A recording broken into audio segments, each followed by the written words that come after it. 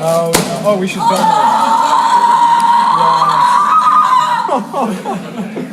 Oh, no. There's a group of women that were here and they're wishing to withdraw consent to use the footage that you had, I guess, gotten. So can you please make sure that is done and make sure that any of the stuff that they have... We may or we may not use the footage. It is a public area, so we do have legal rights to use the footage. But you interviewed them specifically, right? So yes, and they gave us consent to interview them. Well, now they're withdrawing it, so... That's not how it works, but... Which is interesting given the event that you're at, right? That's a little bit contradictory. What do you mean it's a little bit contradictory? Well, if you're... I totally say it, that's not how it works.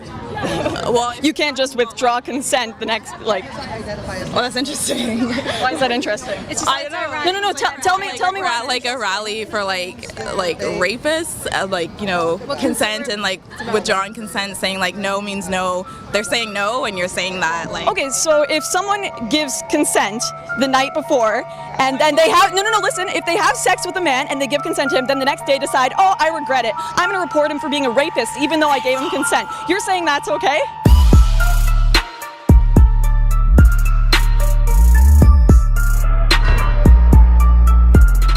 If you think murder in Chicago is white people in the fancy parts of town, I'm afraid you're mistaken. Murder in Chicago is a black problem. Black Lives Matter wants nothing to do with it. There have been almost as many murders in Chicago since 2001 as there have been soldiers who have died in Iraq and Afghanistan combined. There's only a gap of about 900 between the 8,300 combat deaths and the 7,400 Iraq murders. That's from Homicide Watch Chicago, which is a media watchdog on crime in the city. That's why black babies in Chicago have to sleep in the bathtub, because Rahm Emanuel, the Democrats, and Black Lives Matter will not take action. Damn!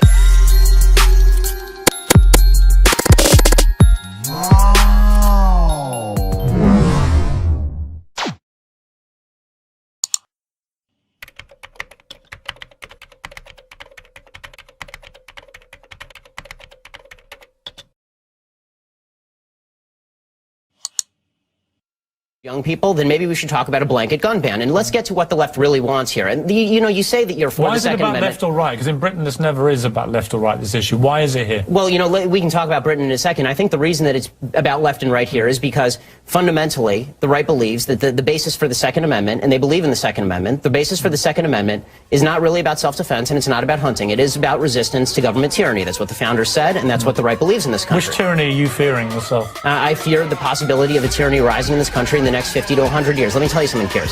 The fact that my grandparents and great-grandparents in Europe didn't fear that is why they are now ashes in Europe.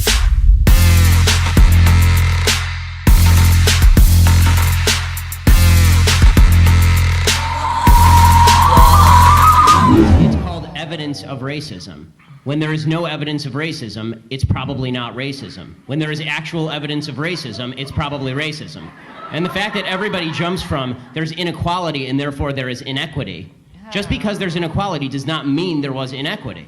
But there has to be racism. You can't say there's no racism. Without evidence? No. I'm just saying that I don't know which animal. Maybe we're talking about dogs or something. I'm talking about human beings, and I'm like, human beings are most likely going to have racial prejudices. I'm just so sorry. I'm just so sorry. I don't know. I come from planet Earth. Charles, I want to ask you a question. So your default is that when there is no evidence, racism is the deciding factor. That is no, it's not saying that. I'm just saying that you're going to have sexists, you're going to have racists, you're going to have all this stuff. I mean, I'm just saying that... I agree it exists, but the problem that I'm seeing, and this is the problem with the general conversation, is that there's no solution in simply saying there's racism out there. How does that solve anything? I mean, when you talk about there's institutional racism, what does that mean? Show me a law that is racist in intent, and we will agree. Show me a police officer who commits a racist act like we saw in South Carolina, right, where a police officer shot a black man running away and it was obviously unjustified, and I will agree. But the idea that you can craft a narrative based on no racism because it just must be somewhere out there in the ether, that doesn't solve problems for anybody and creates more problems for people because now they grow up in a milieu and an environment where they are told that every obstacle they face is from some shadowy, nameless, faceless group who's out to get them simply because of the color of their skin. They'll never succeed in that environment.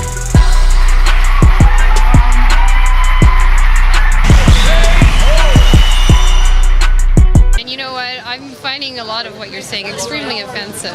I don't think there's different types of feminists. No, so would you say the feminists who say I want equality for both genders and one that says I want women to be superior are the same? No, they're not feminists. They're not feminists. Okay, well, I mean, you can say that, but that's the no true Scotsman theory. That's the no true Scotsman I fallacy. just asked you if you were a feminist and you said no. And No, I'm not. I'm a feminist because I believe in equality for men and for women and men and for all genders. So women and men.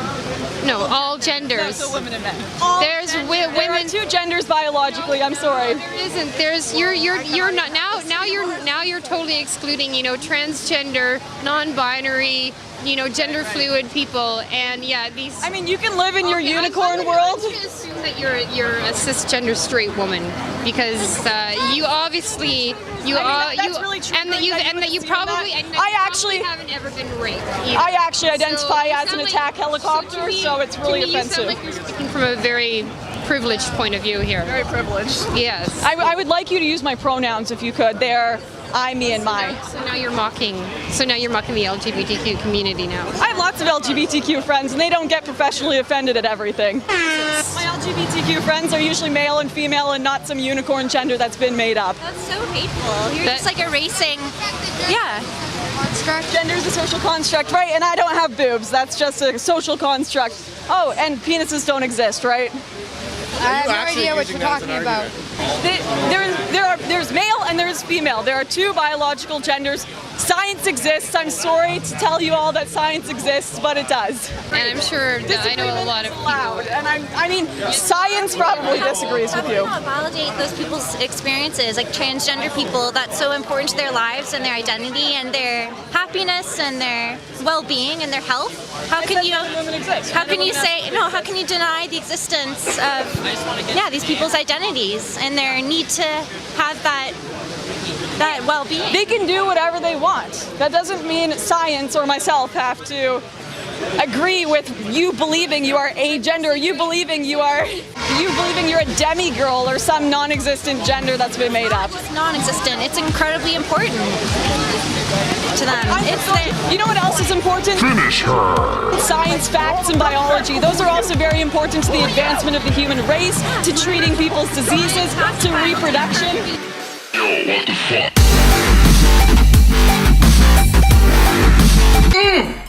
Damn!